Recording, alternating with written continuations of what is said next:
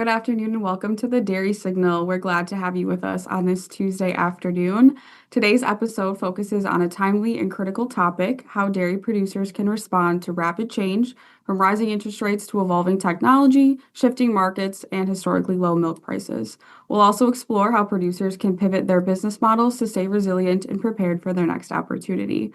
With us today, we are pleased to be joined by Dr. Brady Brewer, Associate Professor at the Department of Agricultural Economics at Kansas State University.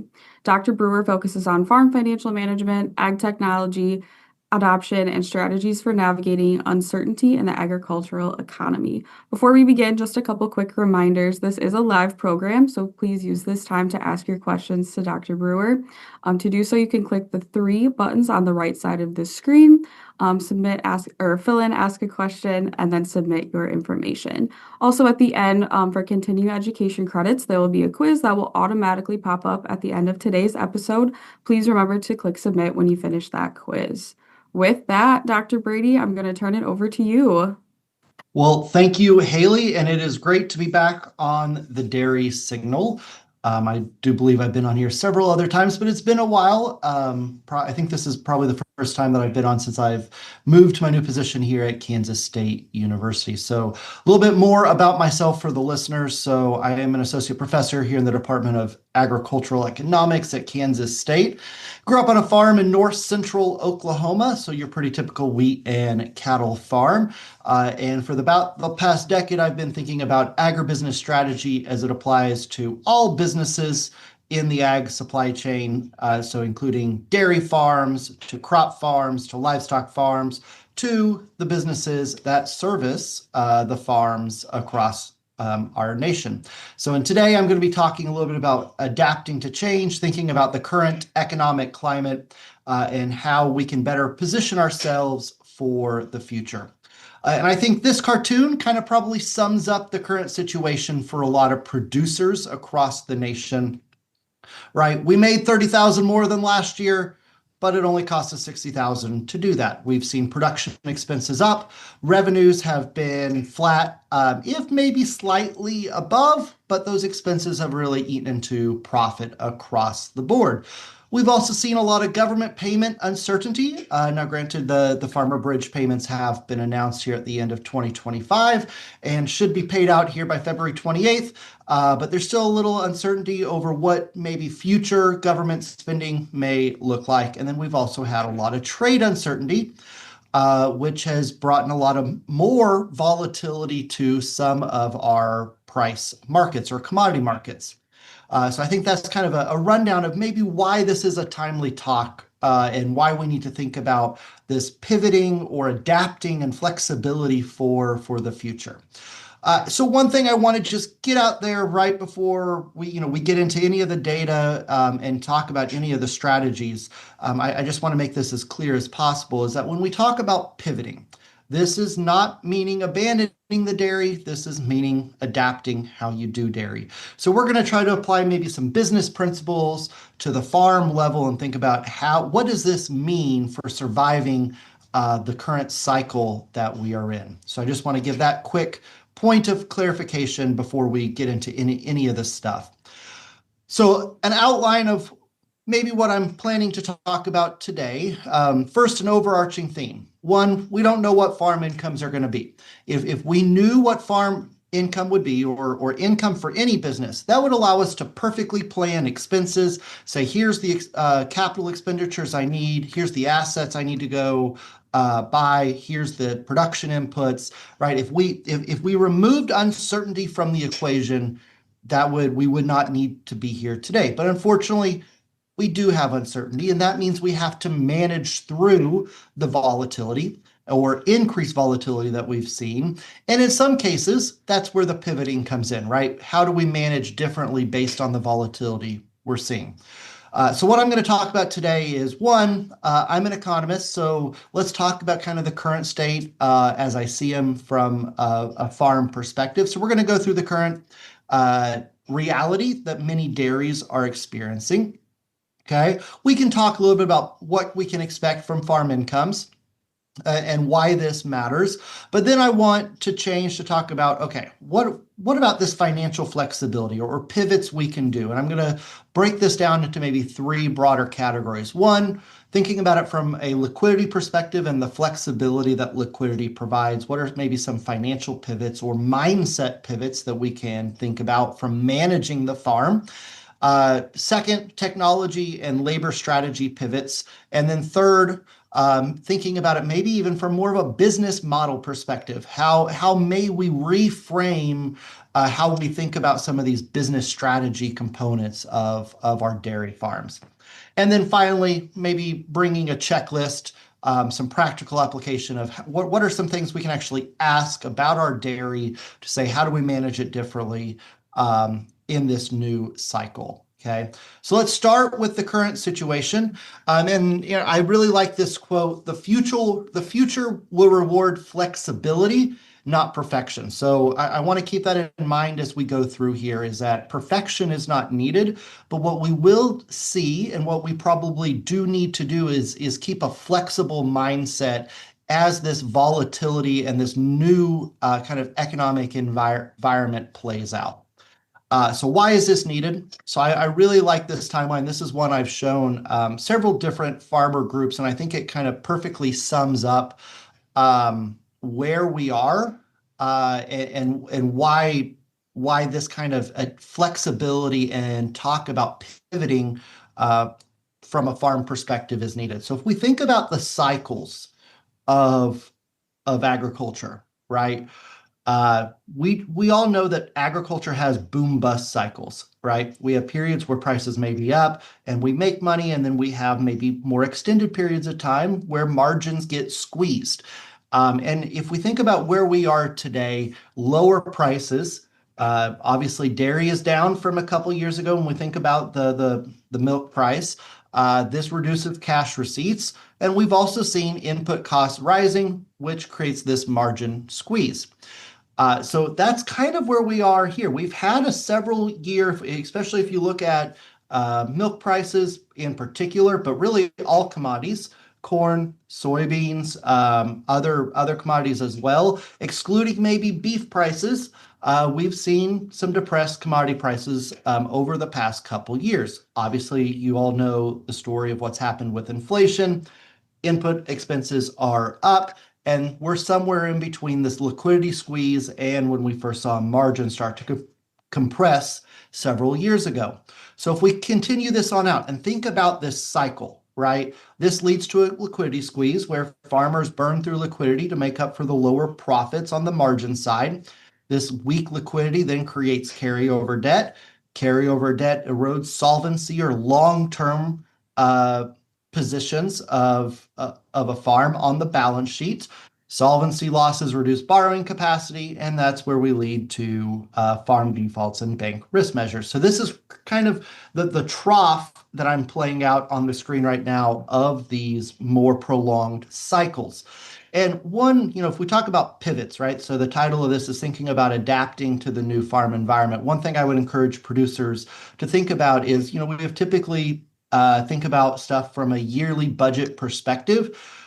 My, first call out is we probably need to think about this from a cycle perspective, right? Not just surviving the year, but surviving the cycle of this farm economy. Okay, and we'll get into some more specifics here in just a second. So what I want to do now is kind of further motivate why do we need to think about this from a cycle perspective. One, I'm talking to a group of agricultural producers and people involved in the agricultural economy. It's not news to you that the farm economy is volatile. We have risk. Okay, so I'm not going to show you the milk price and what it's done, but what I want to show is the milk price as an index going all the way back to the 1960s. Okay. And obviously this graph shows that we have a lot of ups and downs. Obviously milk price is down from where it was a couple years ago. Okay.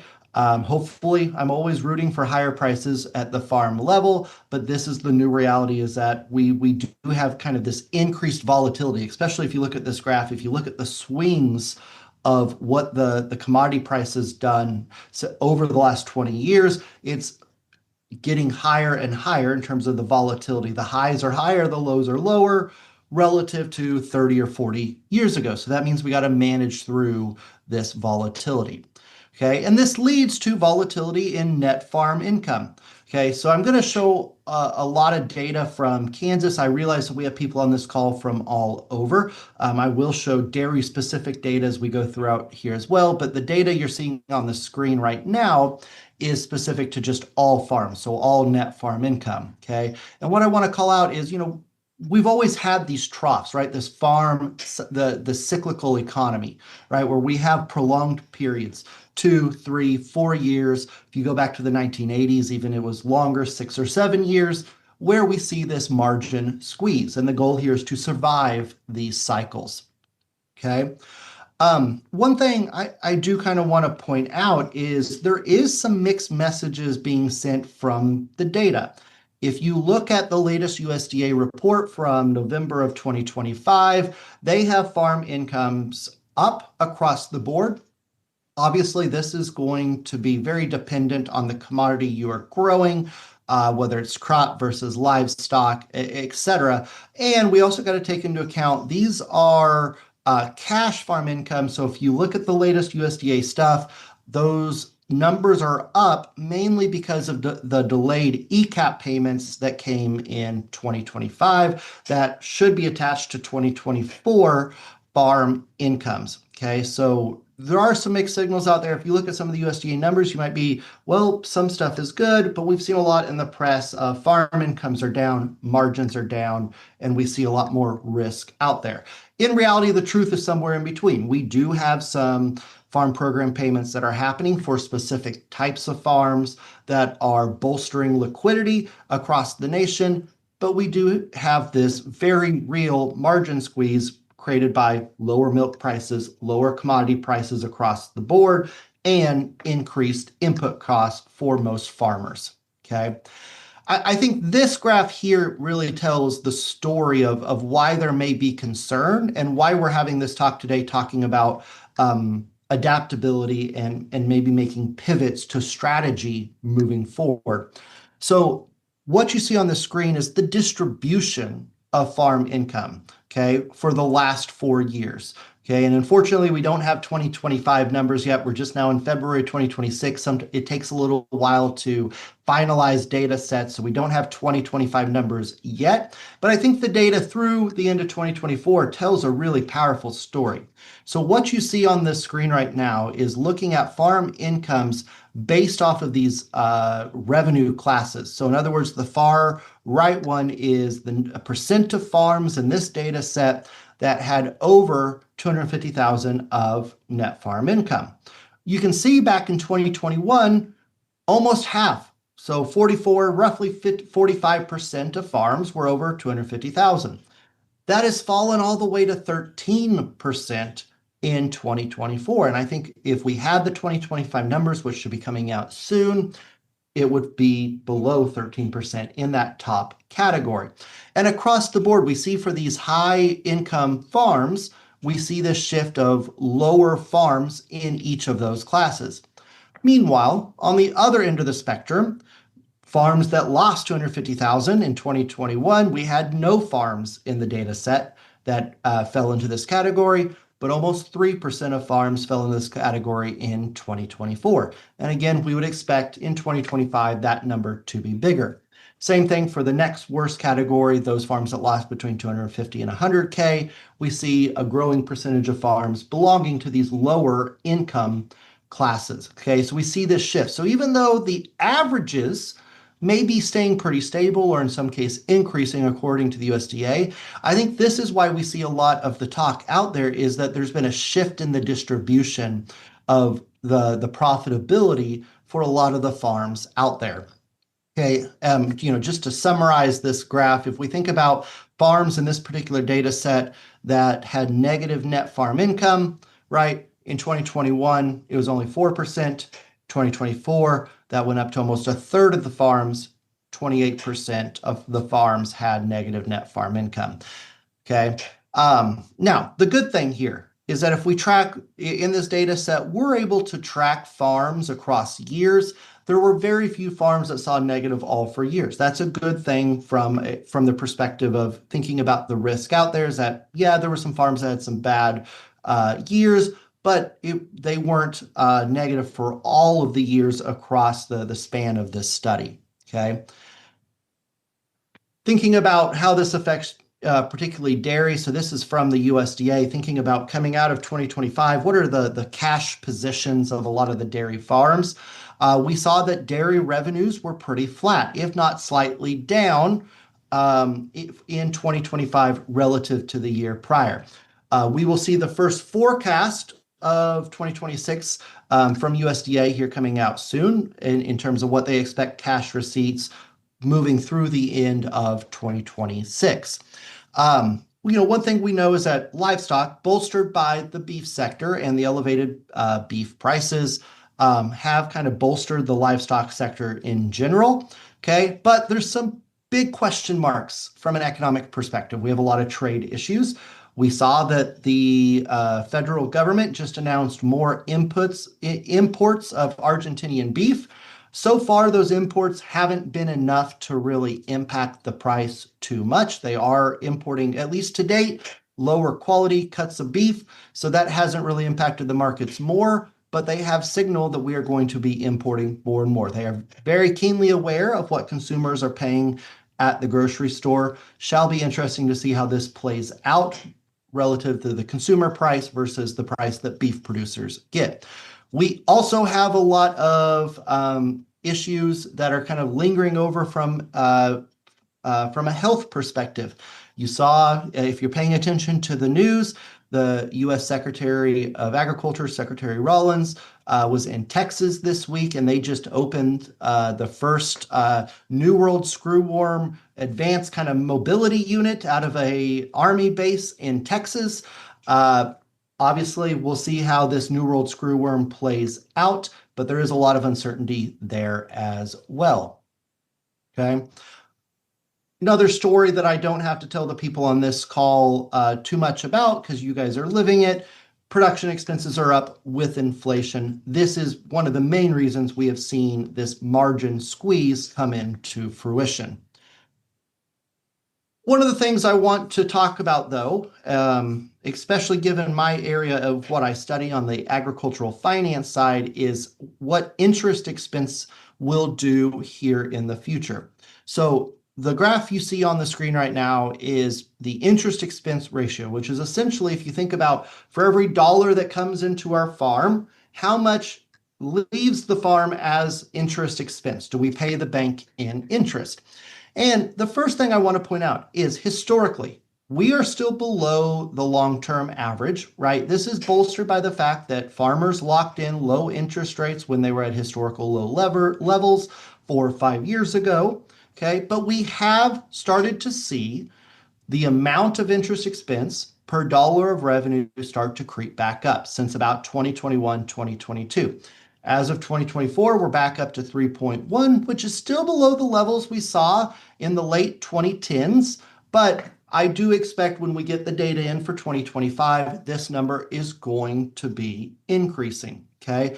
One, as farmers have pushed off capital investments due to the higher interest rates, we can only push off capital investments so long before we need to make repairs, need to make new investments in our farm.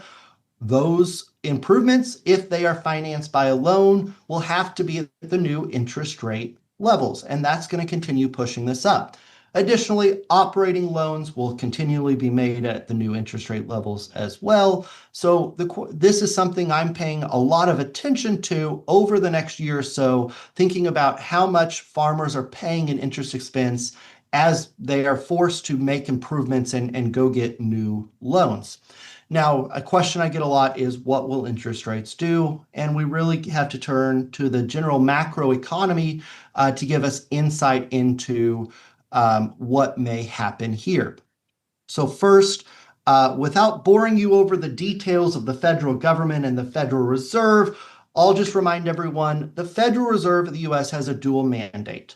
That dual mandate they describe as a stable money supply, which they define as a 2% inflation target and maximum unemployment, which they define as 4.2% unemployment.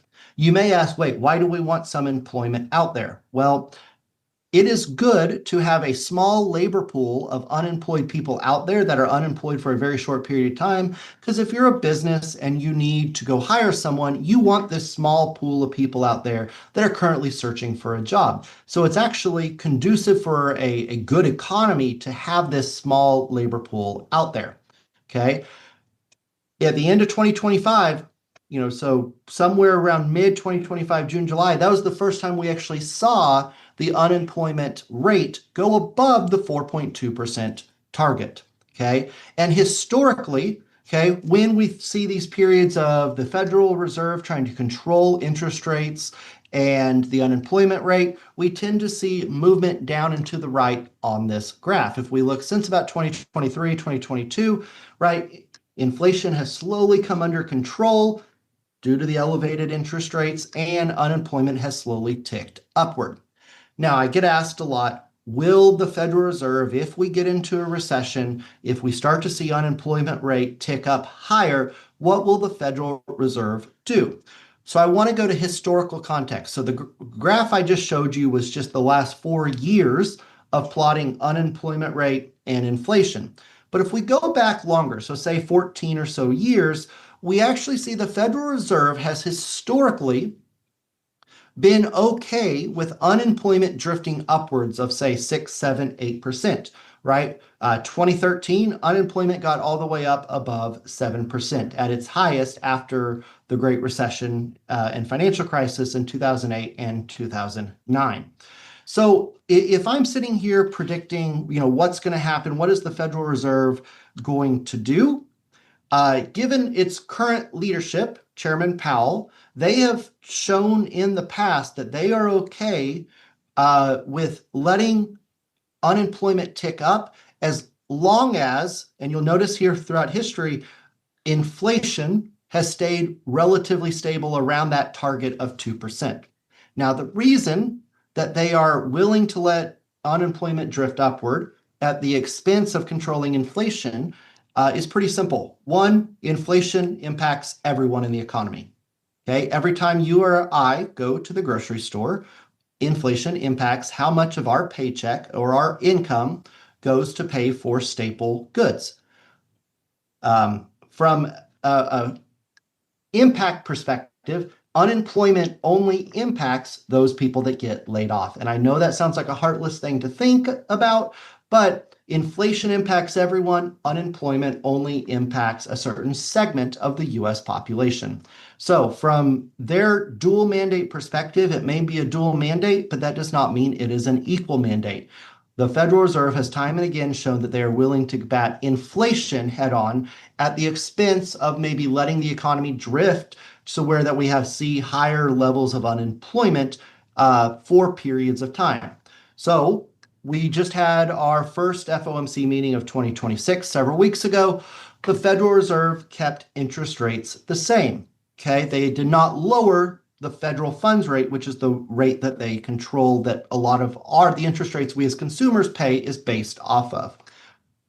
Now, they have signaled that there will be about 25 basis point lowerings through the end of 2026. So if you're paying attention to what the Fed is putting out there, they have essentially said, hey, we expect interest rates to come down about another half, maybe 0.75% in 2026. Okay, this is very dependent on what inflation continues to do.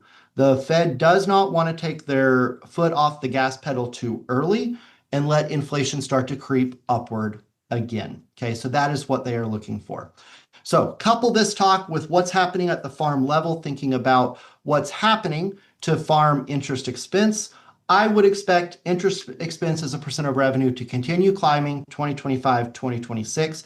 I don't think it'll get back to levels, like historically high levels. We're still below the long-term average, but it is something, if I'm a farmer, I want to pay attention to as I plan out future capital investments in terms of what is this going to do to the amount of interest expense I'm paying, okay, as a percent of my revenue. Okay. Now, the good thing here, from an agricultural perspective, risk has remained relatively low. So if we look at delinquency rates according to the Federal Reserve across all agricultural banks, we are still below delinquency rates. So in other words, the amount of farmers that are behind on their payments, either net 30 days or net 60 days due, we're still below levels that we saw 4, 5, 6 years ago. So the risk remains pretty relatively low out there across the board for agriculture. And if we look at charge-off rates, they remain pretty much at zero or close to it for farmland loans. Now, ag production loans is another story. They're a little bit higher, but again, still below what I would call historical levels for charge-off rates for a lot of the ag loans out there. So the risk out there has remained still pretty low. But again, thinking about that flow chart, we're still at the beginning of the cycle. We're at the margin squeeze. We've not gotten to the liquidity squeeze yet. That's when we start to see jumps in these risk measures in the agricultural sector. Okay. One last thing as we try to level set, thinking about the current reality, and that is we have moved into a new era of government policy, and that's what myself and some colleagues here at Kansas State are calling an ad hoc era. So if we think about where government payments come from, they've traditionally come from risk mitigation tools. So thinking about ARC or price loss coverage, okay, or the dairy programs. If you look here on the graph in 2025, most of these payments are coming from what we're calling all other payments, which we're calling ad hoc, which means as needed. Okay. The main call out here is that if we're moving away from payments that can be predicted from a farm bill, right?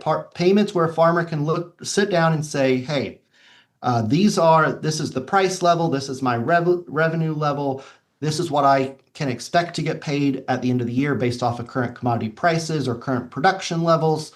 We are now moving into an era where it's more at the stroke of the pen of someone in charge. And this means that it's going to be less predictable moving forward. Okay, so first, let's just define what ad hoc means. Ad hoc means when necessary or needed, or an alternative definition is created or done with a particular purpose, right? So there are some disaster relief payments that could be considered ad hoc as well. And I tend to like ad hoc payments. They're kind of like Christmas gifts. Sometimes you get something great, sometimes you get socks, and sometimes you get nothing at all. And you're still expected to kind of be grateful for whatever you expect to be given with these ad hoc payments, right? The current federal administration kind of teased payments all of last year. We finally got the announcement from the Farmer Bridge payments in January. Those are expected to be paid out here. Obviously, certain sectors, I know I fully realize I'm talking to a dairy audience. Certain commodities were not included, okay? So that is why ad hoc payments, I'm calling them more variable, is that it is very dependent on the political will at the time and means that is further going to increase volatility in the agricultural sector. Okay, I just want to give a quick thought exercise for why these ad hocs need to be managed differently. So we're talking about pivoting today and thinking about adapting strategy. Ad hoc payments need to be managed differently. Conventional thought may seem like money is money. Well, that is true, but there's this uncertainty aspect with ad hoc that means that we need to manage these payments differently. So the example I'll give here, would you rather me give you $10 with 100% probability next month, or tell you that you may get a chance at $10 sometime in the future? Obviously, we would all prefer to be 100% certain. I know when I'm getting this payment, okay?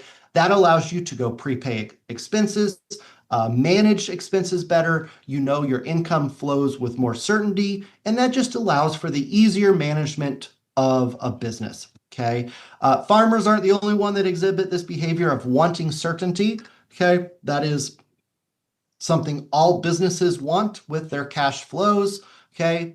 But with these moving to this ad hoc era, we have moved into a more volatile income stream since they have become less certain. Okay.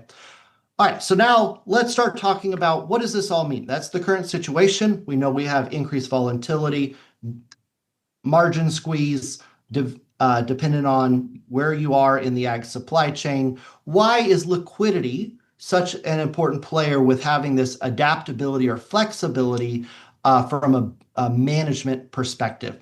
So first, I just want to go through, what is the current financial situation of a lot of farms when it comes to liquidity? So here we have a little bit of good news. We still show pretty ample amounts of liquidity out there for a lot of farms. At least in the data we have here in Kansas, we still show pretty strong current ratios and working capital ratios for a lot of the farms out there. And that's a good thing. I think one of the reasons why we're having this talk now is there's still a lot of strategic options out there for farms in terms of what you want to use this liquidity for, thinking about adapting strategies here moving over the next couple years. Now, this is very dependent, and again, I showed you the income distributions earlier.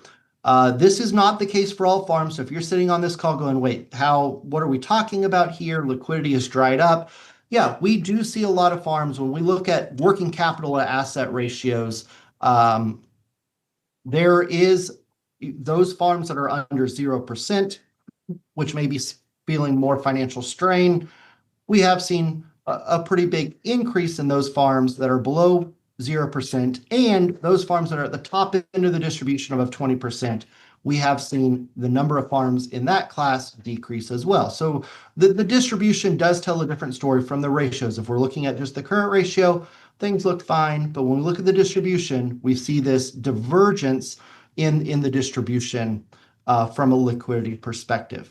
So I would encourage all farms, first, before we think about what can we do with this liquidity, the first thing you need to know is what I'm going to call a burn rate, which is essentially the current ratio. In other words, if margins stay at their current level, if profitability stays at the current level, how long through this cycle can we survive? Okay. How long can we last at the current levels? And one question, if you're someone who's in there with more of a diversified operation, with a crop operation that may be thinking about some of these farmer bridge payments or receiving some of these farmer bridge payments, having a plan for these more ad hoc payments is imperative to manage this downturn in the cycle as well. Okay, so we think about liquidity pivots.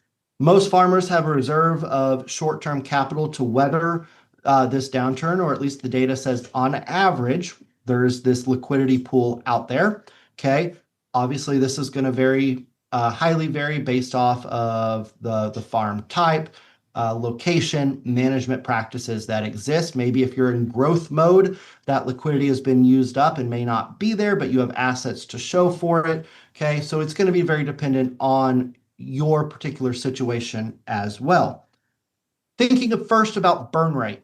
Okay, so as I said earlier, knowing the burn rate, knowing your liquidity position, that's step one. Second, rethinking capital expenditures is step one on this list. If you do have this cushion that is built up, okay, understanding what do I want to use this for? I need to keep growing. I need to keep my business moving forward.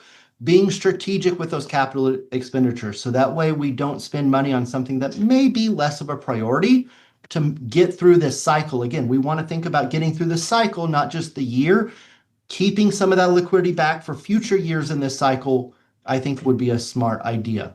Okay. And here's where I'll suggest maybe this is more of a mindset pivot than a management pivot.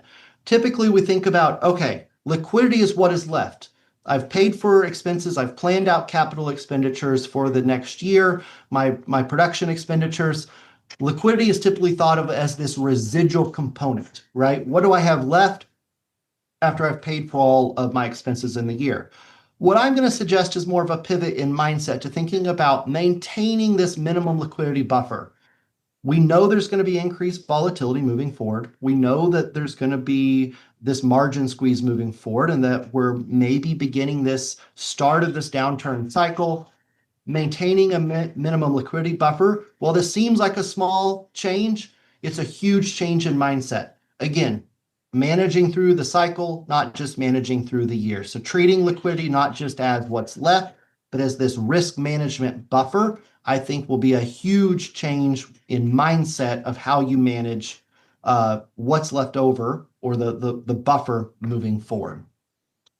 Brady, I do have a quick question for you. Talking about the liquidity buffer, do you have a recommendation for either a percentage or maybe a timeline or somewhere to kind of gauge how much, what is the minimum liquidity buffer, kind of recommendation on that? Yeah, so I think it's going to be the cop-out answer here, Haley, is it's going to be dependent on your spending plan for your farm. But that really is the case in this situation. If you're a farm that's not in growth mode and you're looking at your burn rate, and this is why knowing your burn rate is so important.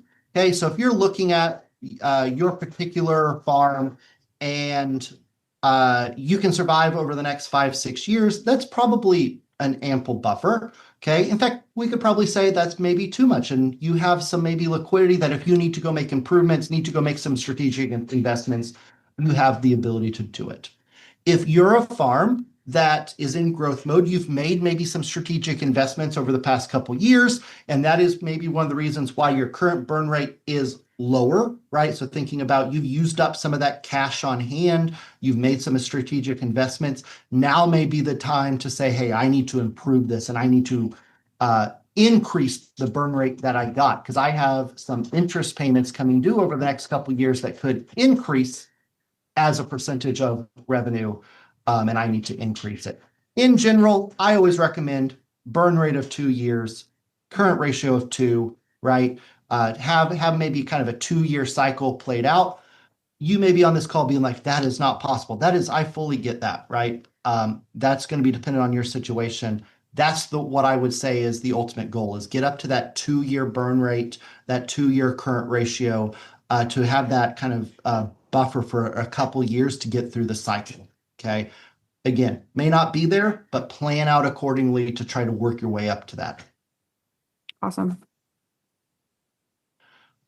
So I want to shift now to thinking about technology and labor strategy pivots. So again, this is more of a mindset and maybe more stuff to pay attention to as we move forward. So first, just 3 kind of quick call outs, automation versus labor stability.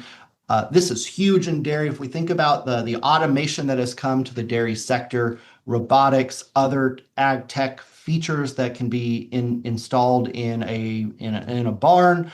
But one thing I want to call out here is thinking about the ROI versus shiny object syndrome. Okay, there's a lot of opportunities out there to invest in the dairy. We really need to be strategic and understand how is this going to impact my return on investment for my dairy farm relative to just the next latest and greatest. Now, I fully get that there are maybe some investments out there that may not be ROI driven. I fully understand that there are some lifestyle choices that farms, specifically dairy farms, may make where, yeah, it may not pay off. And we know that that new piece of equipment isn't necessarily going to improve cash flow, but from a risk perspective, especially from a labor risk perspective and from a lifestyle perspective, it helps the management of the farm.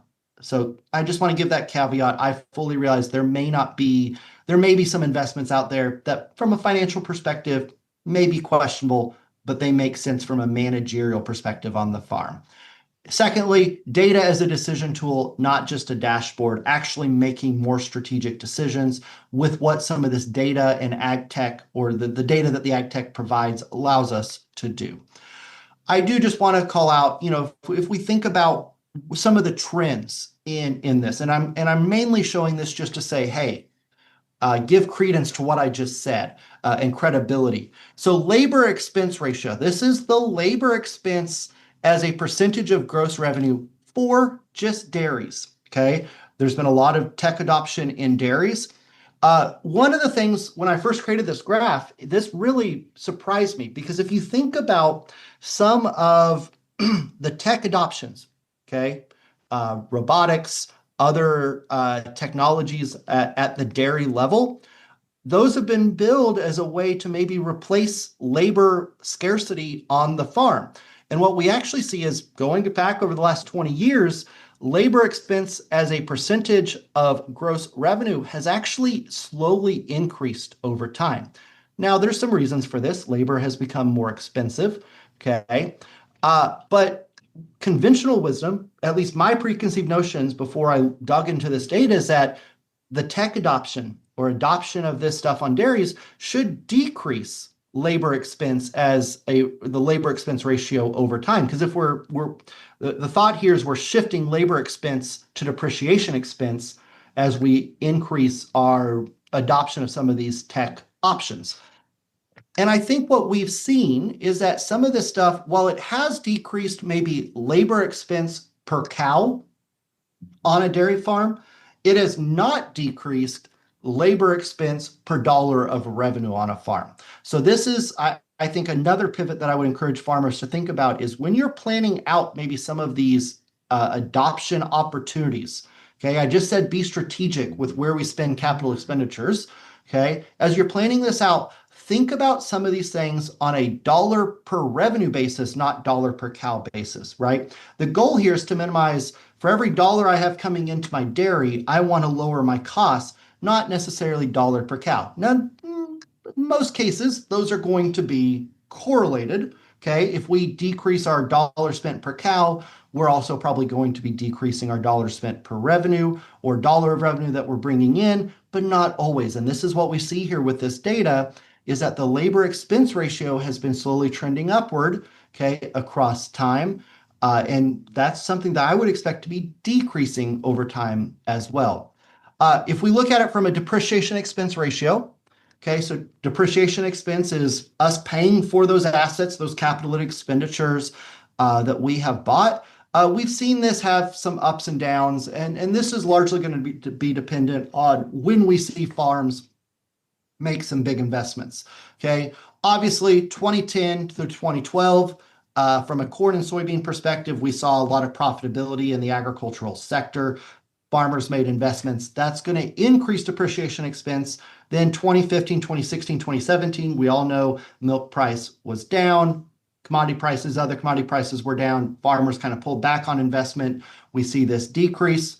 Obviously, we had high profitability 2020, 2021. This is what's led to this current increase as well. Overall, though, I would expect as tech adoption plays out, again, I would expect this to see increasing returns to some of this tech adoption. And this, along with some recent research I did with a colleague at Colorado State and Purdue University, we actually find that a lot of tech adoption, while it doesn't increase farm efficiency, it didn't decrease it either. So in other words, a lot of times we see with some of these tech adoptions pretty flat profitability after a farmer adopts some of this stuff. It didn't really move the needle one way or the other. Okay, and that's not me sitting here saying don't invest in this. I think we did find that there were some cases where some farms benefited greatly from the tech adoption, but across the board, we saw that the expense of some of the tech didn't pay for itself in the long run. So I just want to say be very strategic when we're thinking about some of these technology labor trade-offs with some of the options out there. I do just wanted to show depreciation expense for dairies. And unfortunately, in our data set, we don't have data for some of the years, but overall we see a trend. It's pretty flat. We do see a spike in 2023, but that came back down in 2024 as well. But overall, in dairy specifically, we don't really see a trend in terms of depreciation expense moving one way or the other. Okay, so thinking about these pivots from a farm perspective, this technology versus labor debate.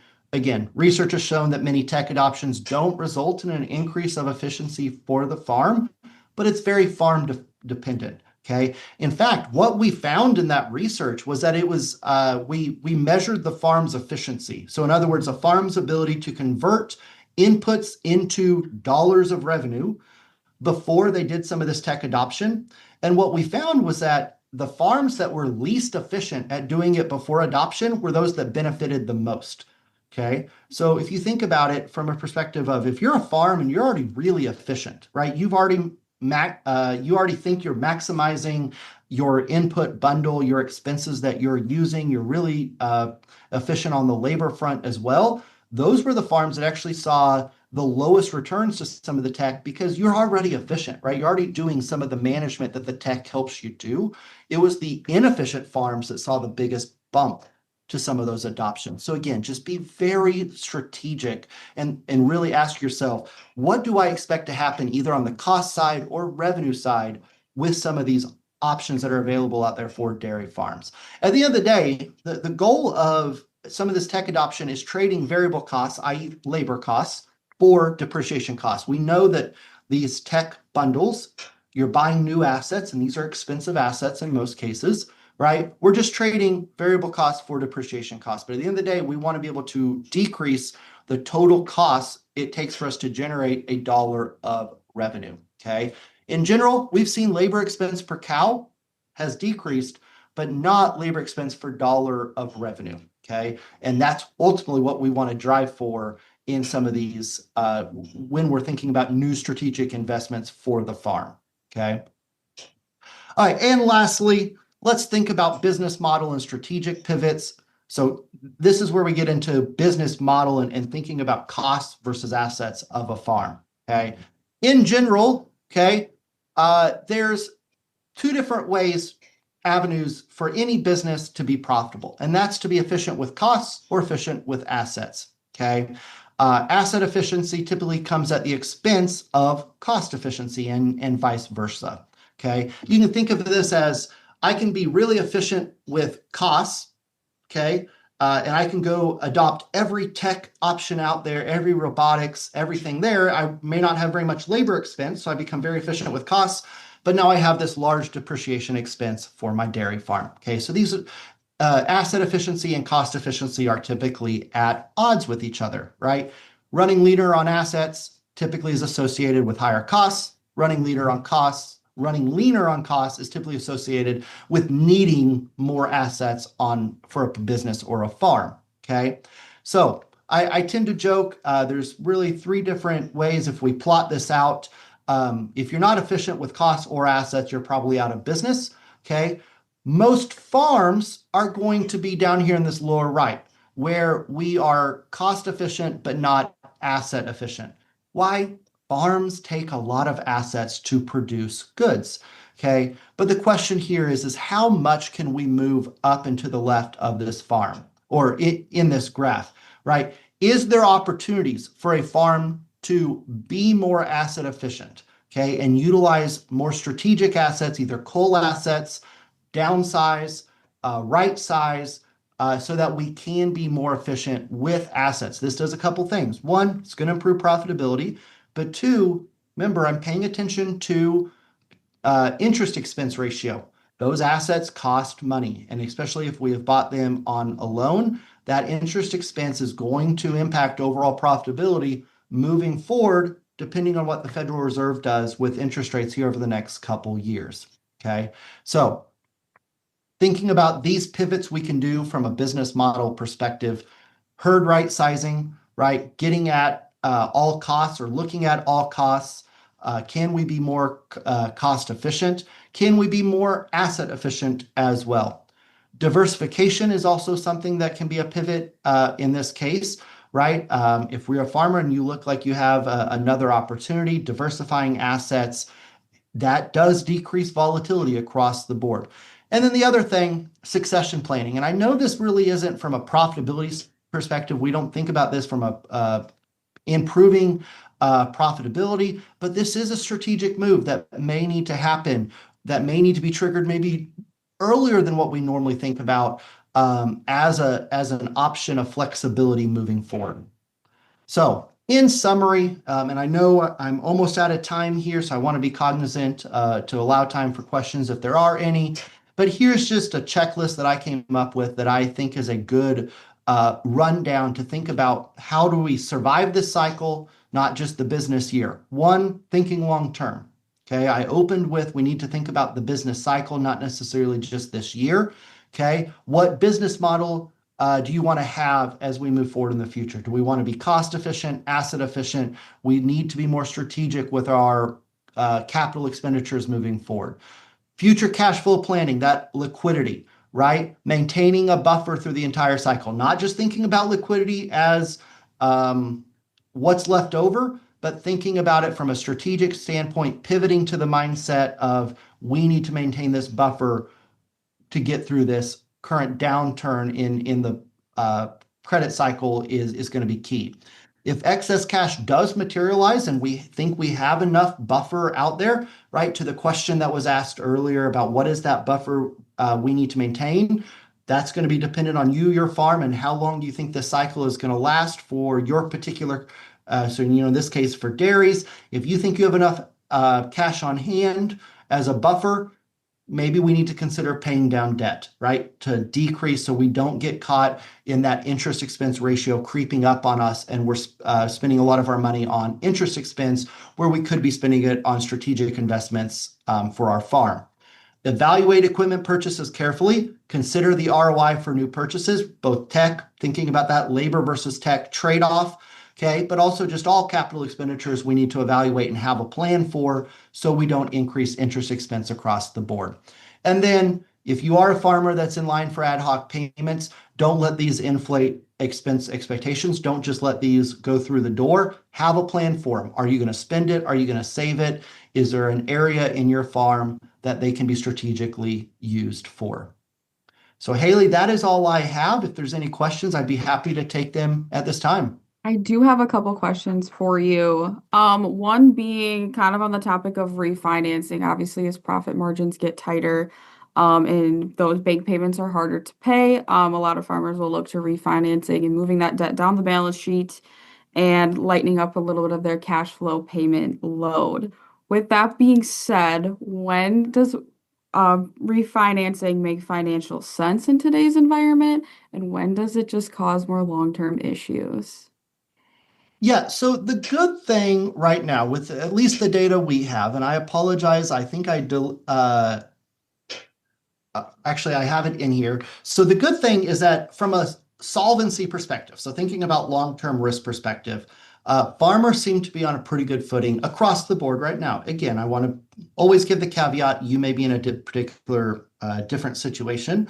But from a refinancing perspective, if you're looking at your farm and your debt to asset is on the low end, right? So USDA says the average debt to asset is around 0.13, 0.14, or 13%. Our data here in Kansas shows it's more in the 20s. There are other data sets that show it a little bit higher than that. But long story short, if you're a farmer and you're sitting there and you have a pretty low solvency position, right? You have equity that you can use. I would always encourage you to use it now rather than later. The reason is from a strategic flexibility perspective. If a bank is willing to let you refinance now, and it makes sense, you've done the penciling out, the interest rate you would get now is lower than what you currently have, and you can make up, the total interest payments that you make can make up for the cost of refinancing over a year or 2-year period. There is strategic flexibility in doing it now. The alternative is, let's say you wait. You don't bolster your liquidity now. Liquidity dries up over the next year or so, and you go to your bank here in the next year, say 2 years down the road. The financial position of your bank, of yourself, could be in a lot different, right? So I would always encourage, if you have the ability to bolster your liquidity now and refinance and push that debt further down the balance sheet, I'm always in favor of that. Obviously, comes down to what it would cost to get it done, and what your equity position is. If you're below the average, if you're looking, so there's some great tools out there, the University of Minnesota FinBin. I would encourage farmers to go look at and compare yourself to maybe peer farms, benchmark yourself. If you're at or below average on the liquidity or solvency side, I would always encourage to do it now. It's better to have the liquidity now than in the future. That actually brings me right into my next question. You mentioning FinBin and benchmarking.